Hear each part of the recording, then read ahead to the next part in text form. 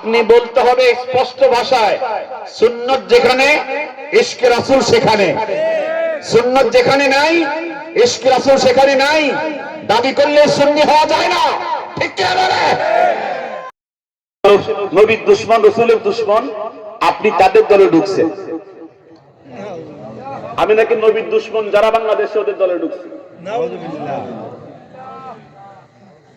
পরে বললাম ও, পরে হে বলতেছে আপনি ওহাবির দলে ঢুকছেন, এই জন্য আমি ওহাবি নবীর দুশমন হয়ে গেছে। আমি তখন তাকে বললাম আপনার বয়স কত? 46 বছর। আমার থেকে 4-5 বছর বড়। তো 46 বছর বয়স আপনার, আপনার মুখে দাড়ি কামান কেন? মুখে দাড়ি কামান? উনি হলো আহলুস সুন্নাত ওয়াল জামাতের লোক।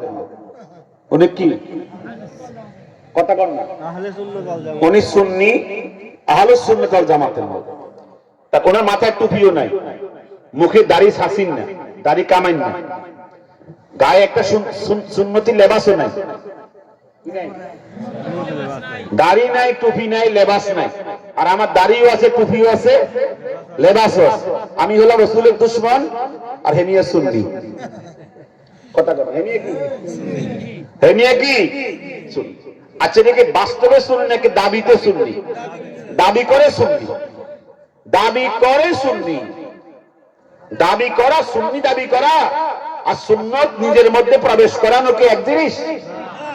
আমি তাকে বললাম 46 বছর বয়স, এখনো মুখে দাড়ি কামান, মাথা টুপি উঠছে না, আর আমারে বলতেছেন আমি রাসূলের দুশমন। আমি সুন্নত রেখেছি, সুন্নত রাইখা আমি রাসূলের দুশমন, আর আপনি সুন্নত জবাই কইরা আপনি রাসূলের আশিক। কথা কয় না? এটা কি শুধু একজনের বেলায়? বহু আশিকে রাসূল আছে, সুন্নত নাই। কথা বল কি নাই?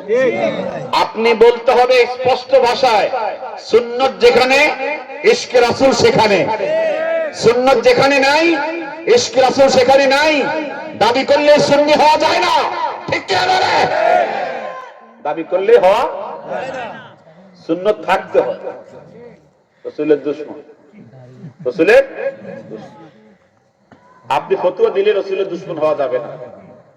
ইসআলুনাকা আনিল কালাল